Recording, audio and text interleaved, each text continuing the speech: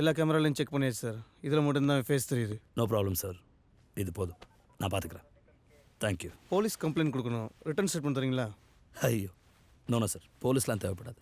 நம்மகிட்ட வேலை பார்த்த பையன் தான் ஏதோ காண்டில் பண்ணியிருக்கான். அது தவிர ஒரு சின்ன ஹேண்ட்பேக் தான் சார், பெருசாக வேல்யூபிள்ஸ்லாம் ஒன்றும் இல்லை. என்னடா? ஆமாண்ணே, நான் பார்த்துக்கிறேன் சார். தேங்க்யூ. பேக்கில் என்ன இருக்குன்னு நாங்களும் பார்த்துட்டோம் சார், ஸ்கேன் ரிப்போர்ட்டில்.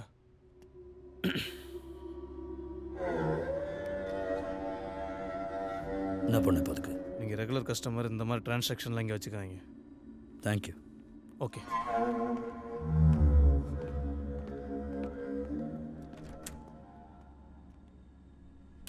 அந்த பேக் எதுக்குடா ஸ்கேன்ல போட்ட? அவனுக்கு தானே போட சொன்னானுங்க. சொன்னா வெளில போயிட்டு ஃபோன் பண்ண வேண்டியதானே? கண்டவன்ட்லாம் பேச்சு கேட்க வேண்டியிருக்கு. இவனுங்களை விடு, என்ன பதில் சொல்றது? அழகா பண்ணிட்ட. பணத்தை வேற வாங்கியிருக்க. பொருளுங்கன்னு கேட்டா என்னடா சொல்லுவேன்? நீ ஒன்றா வேற ஏதாவது அரேஞ்ச் பண்ணுங்கண்ணே. நான் 2 daysல கண்டிப்பாக பிடிச்சிருவேண்ணே. வேற ஏதாவதுன்னா 2 கோடி என்னன்னு தெரியுமாடா உனக்கு? தெரியுமாடா? பருப்பு வியாபாரமா பண்றோம், ஒரு மூட்டை காணா போச்சு, இன்னொரு மூட்டை கொடுன்னு. இப்படி பேசி சமாளிக்கிற அளவுக்கு அழகப்பா சாதாரண ஆள் கிடையாதுடா.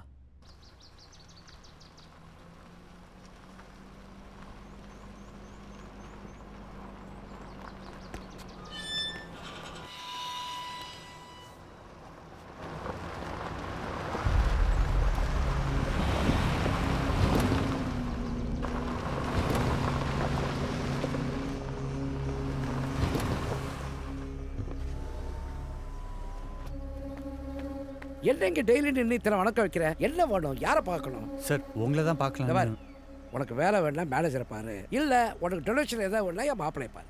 ஏய் எடுப்பா வண்டி. சார் தர்மராஜை பற்றி. தர்மராஜா யார் அது? சார் தர்மான்னு சுக்ரா ஃபைனான்ஸ் நடத்தினாரு சார். அப்படி யாரும் எனக்கு தெரியாது தம்பி. சரி சார், உங்களுக்கு தெரியாமல் இருக்கலாம், ஆனால் அவர் உங்கள் நகை கடையை கொள்ளையடிக்க பிளான் பண்ணுறாரு. என்னையும் சேர்ந்துக்க சொன்னார், நான் முடியாதுன்ட்டேன் சார்.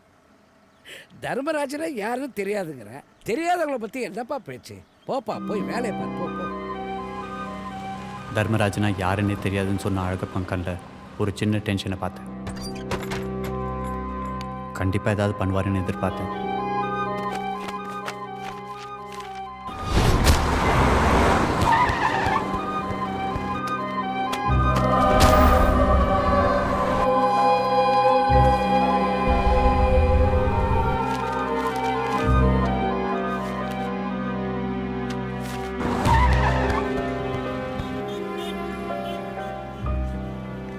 ஆனால் இந்த அளவுக்கு போவாருன்னு நான் நினைக்கிறேன்.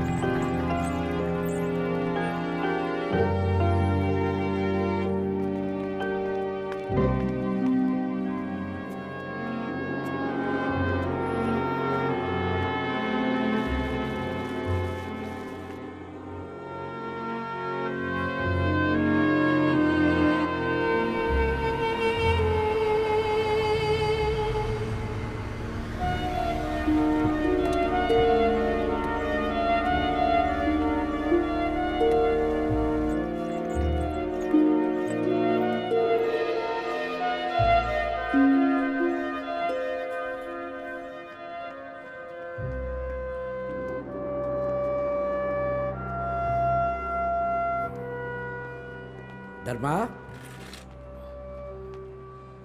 நல்லா இருக்கியாப்பா? என்னாச்சு தர்மா? ரிலீஸ் ஆன உடனே என்ன வந்தல்ல பார்த்துருக்கணும். எத்தனை வருஷம் ஆச்சு உன்னை பார்த்து. எல்லாம் மாறிடுச்சு. போக போக உனக்கு தெரியும் தர்மா.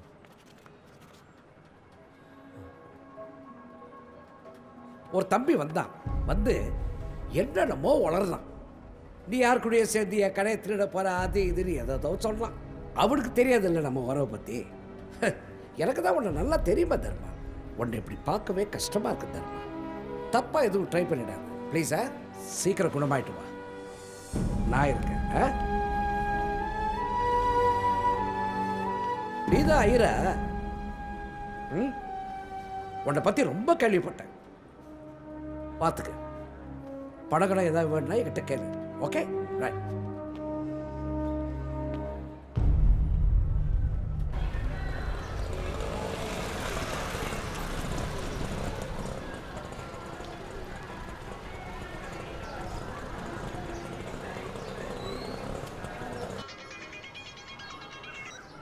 என்னடா ஃபோன் வருது, கட் பண்ணிடுற. யாரு?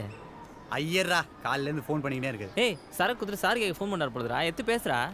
யாரு? ஐயர். அப்படி இருந்தால் நேரில் வர வேண்டியதானே? எதுக்கு மச்சான். ஃபோனில்? ஏய் ஹாய், இப்போ தான் உன்னை பற்றி பேசிட்டு இருக்கேன், நேரில் வந்து நிற்கிறேன். அப்பலாம் 100 இயர்ஸ் கன்ஃபார்ம்ல. நீ என்ன வேலை பார்க்குறேன்னு சொன்ன? அதான் சொன்னமே, மெடிக்கல் ரெப் அனசின் க்ரோசிங் உருவா. நான் உன்கிட்ட கேட்டனா? நீ சொல்லு அர்ஜுன், என்ன வேலை பார்க்குற? பதில் தெரிஞ்சுக்கிட்டே ஏன் கேள்வி கேட்குற? உண்மையை உன் வாயால கேட்கணும்னு சொல்லு. இதோ பாரு, எல்லா உண்மையை சொல்லணுங்கிற அவசியம் கிடையாது. சொல்கிறதெல்லாம் உண்மையாக இருந்தால் போதும். இது வரைக்கும் நானாக உன்ட்ட சொன்னதெல்லாம் உண்மை. நல்லா பேசுற. இப்படி பேசி பேசி தானே எல்லாரும் ஏமாத்துவீங்க. தங்கராஜ் சொன்னார் எப்படி நல்லா பேசி ஏமாத்துவேன்னு. என்னுடைய வேலையை பத்தி அசிங்கமா பேசின? அப்படி பேசுறதுக்கு முன்னாடி நம்ம என்ன வேலை செய்றோம்? ஏன்டா அப்படி பண்ண? ஏன்டா அப்படி பண்ண? நாங்க ஏதாவது பொருள் எடுக்கணும்னு சொல்லணும்ல, அப்புறம் ஏன்டா அப்படி பண்ண? அப்புறம் அப்படி பண்ண? யோ ஐரே, அன்னைக்கு அந்த ஆளோட சேர்ந்து செக் வைக்கும் போது நல்லா இருந்துச்சுல. என்னமோ சொன்னா இதுவும் செய்வோம் இதுக்கு மேலையும் செய்வோன்ட்டு. நான் என்ன செய்வேன்னு காமிக்க வேண்டாம். அதான் அழக பண்ணிட்டு போய் ஒரு ஹலோ சொல்ல. மடப்பையில நீ போய் அவன்கிட்ட ஹலோ சொல்லிட்டா இந்த பிரச்சனை முடிஞ்சிருமா? டேய், என்ன செஞ்சா நம்புவீங்கடா? என்ன செஞ்சா நம்புவீங்க? தர்மா செத்தா நம்புவியா? தர்மா செத்தா நம்புவியாடா? குத்துயிரும் கொள்ளையுமா உசுறு போராடி ஆஸ்பத்திரியில் படுத்துருக்காண்டா. என்ன சொல்றாரு? தூக்கிட்டாங்கடா. அழக பையன் புத்தியை காமிச்சிட்டான். செய்யாத தப்புக்கு தண்டனை அனுபவிக்கிறதே தர்மாவுக்கு தலையெழுத்தா போச்சு. முதல்ல அழக பண நம்பினா ஜெயிலுக்கு போனா, இப்போ ஒன்றை நம்பினா குத்துயிரும் கொலையுருமா உசுருக்கு போராடிட்டு இருக்கான். தனக்குன்னு எதையுமே யோசிக்காதவன்டா தர்மா. ஆசைக்கு ஒரு மக, அன்பான மனைவி, காஞ்சிபுரத்திலே ரொம்ப மரியாதையான குடும்பம், பார்த்துக்கிறதுக்கு பரம்பரை பட்டு தொழில்னு ரொம்ப சந்தோஷமாக வாழ்ந்துக்கிட்டு இருந்தவன். அவன் தாத்தா ஒரு ஆர்வத்தில் கட்டிட்டு பாதியில் அம்போன்னு விட்டு போன பள்ளிக்கூடத்தை கொஞ்சம் ரெடி பண்ணி வசதி இல்லாத குழந்தைகளை நல்லா படிக்க வைக்கணும்னு ஆசைப்பட்டாங்க. கொஞ்சம் கொஞ்சமாக குழந்தைகளை சேர்த்து இலவசமாக எல்லாத்தையும் சொல்லி கொடுத்து தனக்கும் அந்த பள்ளிக்கூடத்துக்கும் ஒரு அர்த்தத்தை தேடிக்கிட்டான். நல்லது பண்ணுறதுக்கு வெறும் நல்ல மனசு இருந்தால் மாத்திரம் பத்தாது. வசதி குறைச்சி இல்லாமல் அந்த குழந்தைகளை பார்த்துக்கணும்னா நிறையா பணமும் வேணும்னு தர்மாவுக்கு போக தான் புரிய ஆரம்பிச்சது. எப்படியாவது அந்த ஸ்கூலை டெவலப் பண்ணணும்னு தர்மா ரொம்ப ஆசைப்பட்டான். ஸ்கூலுக்கான ஃபண்டை கலெக்ட் பண்ணுறதுக்கு நிறைய முக்கியமானவங்களை இன்வைட் பண்ணியிருந்தான். அந்த ஃபங்க்ஷனில் தான் அந்த பாலா போன அழகப்பனை தர்மா முதல்ல சந்திச்சான். அப்பாவே சாதாரண நகைப்பட்டு தான் வச்சுருந்தான். என்ன சொல்கிறார் சார்? அவர் இல்லை, எவ்வளோ தரேன்னு சொன்னார். ஒரு நல்ல காரியத்துக்காக கேட்குறோம். கண்டிப்பாக நல்லபடியாக பண்ணுவார். 1000 ரூபாய்க்கு மேலே 1 ரூபாய் கொடுத்தா கூட நீங்கள் என்னை வந்து பார்க்க வேணும். ஒருவேளை கம்மியாக கொடுத்தா நீங்கள் கண்டிப்பாக என்னை வந்து பார்க்கணும்.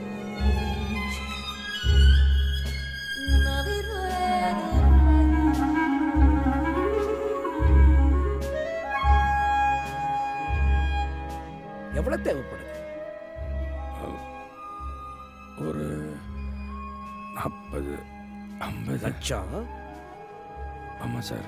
இந்த ஊரில் உன் குடும்பத்துக்கு இல்லாத நல்ல பேர் காஞ்சிபுரத்தில் உள்ள தெரியாதவங்க யார் இருக்காங்க? மெட்ராஸில் எத்தனை கடைக்கு சாரி சப்ளை பண்ணிட்டு இருக்கீங்க நீங்கள்? அவ்வளோ பெரிய நெட்வொர்க்கை வச்சுக்கிட்டு ஏன் யோசிக்கிற? அதை வச்சுட்டு நானெல்லாம் என்ன சார் பண்ண முடியும்? ஃபைனான்ஸ் கம்பெனி ஆரம்பி. சார், நான்லாம் ஃபைனான்ஸ் கம்பெனிலாம் ஆரம்பிச்சு எப்படி சார்? அட என்னப்பா, கார் ஓட்டினவன் மரம் வச்சவன்லாம் பெரிய பெரிய கம்பெனி ஆரம்பிச்சு பெரிய லெவலில் போயிட்டா உடக்கிட்ட குறைச்சது. அழகப்பன் சொன்ன ஒவ்வொரு வார்த்தையும் தன்னால் ஃபினான்ஸ் கம்பெனி நடத்த முடியும்னு தர்மாவை நம்ப வச்சது. 3 வட்டி தரேன், 2 நீ இன்வெஸ்டர் கொடுத்துரு, 1 நீ வச்சுக்க லாபமா. நல்லபடி ஸ்கூலை கட்டு, குழந்தைகள்லாம் நல்லா பார்த்துக்க, எல்லாரையும் பெரிய அழகப்பன் கொடுத்த தைரியத்தில் தர்மா சுக்ரா ஃபைனான்ஸ் ஆரம்பித்தான். அவன் சொன்னது மாதிரியே ஜனங்களும் நிறைய வெட்டிக்கு ஆசைப்பட்டு பணம் போட ஆரம்பித்தாங்க. கம்பெனி வளர்ந்தது, வந்த லாபத்தில் ஸ்கூலுக்கு கட்டடமும் வளர்ந்தது. அதோடு சேர்த்து அழகப்பன் மேலே தர்மாவுக்கு கண்மூடித்தனமான நம்பிக்கையும் வளர்ந்தது. நெக்ஸ்ட் வீக் நான் இங்கே வர்றது சந்தேகம்தான். கன்ஸ்ட்ரக்ஷன் ஒர்க் போயிட்டுருக்கு. நான் ஒன்று பண்ணுறேன் சார். நான் பிளாங்க் செக் 3 செக்கு உங்ககிட்ட கொடுத்துட்றேன். எதுவாக இருந்தாலும் நீங்களே கொஞ்சம் பார்த்துங்க சார். என்னையா விளையாடுறீங்களா? கேட்டப்போ திருப்பி திறந்தானயா பணமோட வரும்போது சொன்னீங்க. இப்போ என்னடா ஒரு வாரம் கழிச்சு வான்னு சொல்றீங்க உங்க நம்பி தானே பண்ண மாட்டோம் இப்போ என்னடா மாத்தி பேசுறீங்க ஒரு நிமிஷம் வழி விடுங்க என்ன கோபப்படாத என்ன ஃபைனான்ஸ் கம்பெனி நடத்துறீங்க சார் ஒரு நிமிஷம் என்ன சார், பொறுமையா இருக்கு சார், பணம் எடுக்கலாம் என்ன பண்ணிட்டு இருக்கீங்க என்ன பிரச்சனை சார் மாதம் வந்து பணத்தை கரெக்டாக கலெக்ட் பண்ணிட்டு இருந்தார் சார் இப்போ ரிட்டர்ன் எடுக்க வந்தார் நான் 1 வீக் கழிச்சு வந்து பாருங்கன்னு சொன்னேன் அதுக்கு கோவப்படுறாரு சார் ஏன் 1 வீக் வெயிட் பண்ண சொல்றீங்க உடனே கேஷ் கொடுத்துட வேண்டியதானே சார் அக்கௌண்ட்டில் கேஷ் இல்லை சார் ஒரு நிமிஷம் என்னங்க சொல் அக்கௌண்ட் இருக்க கேஷ்லாம் எங்க இல்லை சார் நீங்கள் தான் அழகப்பன் சாருக்கு blank செக் கொடுத்தீங்க அவர் 4 இன்ஸ்டால்மெண்ட்டாக போட வேண்டியது ஒரு போட்ட பணத்தை எடுக்க வந்து அங்கனே குசுகுசுன்னு பேசிட்டு இருக்கீங்க சார். என் பணத்துக்கு வழி சொல்லுங்க சார் சத்தம் போடாதீங்க சார் உங்க பணம் உங்களுக்கு வந்து சேரும் ஓ இப்போ நான் சத்தம் போட்டு பேசுறதே உங்களுக்கு பிரச்சனை தெரியுது போட்ட பணத்தை திருப்பி குடுறா போற போக்க ஹலோ மரியாதை பேசுங்க ஏய் உனக்கு என்ன மரியாதை வேணும் உனக்கு என்ன மரியாதை ஹலோ விடுப்பா ஏய்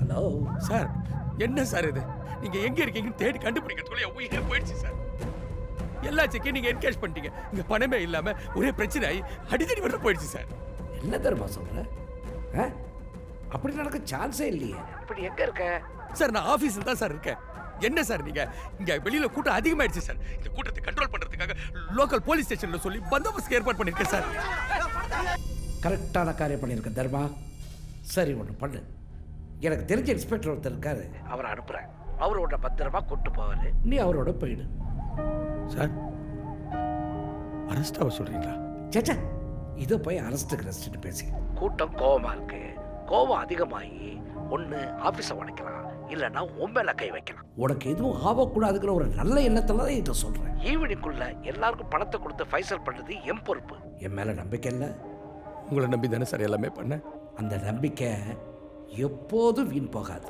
சார் நான் ஹலோ சார் போகணுமா என்ன ஆட போட அவன் குடும்பத்துக்கு இருக்கிற நல்ல பேரை அவன் பயன்படுத்திக்கல நான் அதை காசாக்கிக்கிட்டேன் பணம் போட்டு தான் லாபம் சம்பாதிக்கணும் அவசியம் இல்லை எப்படியும் சம்பாதிக்கலாம்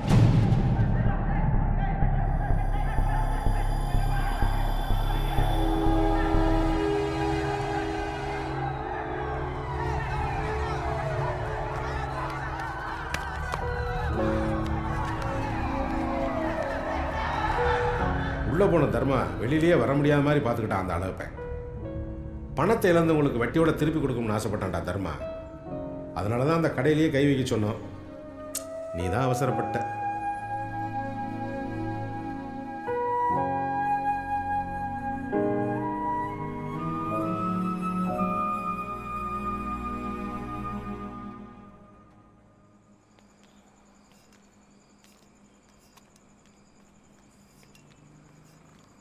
நல்லது பண்ணணும்னு நினைக்கிறவங்களுக்கு தான் எப்பவுமே கஷ்டம் வருது தப்பு பண்ணுறவங்களாம் நல்லா தான் இருக்காங்க எனக்கும் என்ன சொல்கிறதுனே தெரில நான் தான் கொஞ்சம் அவசரப்பட்டேன் முகம் தெரியாத இவரை என்னோட வாழ்க்கை ஃபுல்லாக சபிச்சிருக்கேன் ஆனால் இதெல்லாம் கேட்டதுக்கப்புறம் அசிங்கமாக இருக்கு ஆட்டோ மவுண்ட்ல விட்டுருங்க போயிட்டு மெசேஜ் பண்ணு ஓகே கொஞ்சம் இருங்க அவர் கூட இருந்து கவனிச்சுக்கோ நல்லது செய்யணும்னு நினைக்கிறவங்களுக்கு உதவியாக இருக்கிறதே நல்லது தான் பைபிளில் கூட இருக்கு எல்லா பாவத்துக்கும் ஒரு சம்பளம் இருக்குன்னு அண்ட் நீ பண்ண எல்லா பாவத்துக்கும் இதையே சம்பளமாக வச்சுக்கோ டேக் கேர்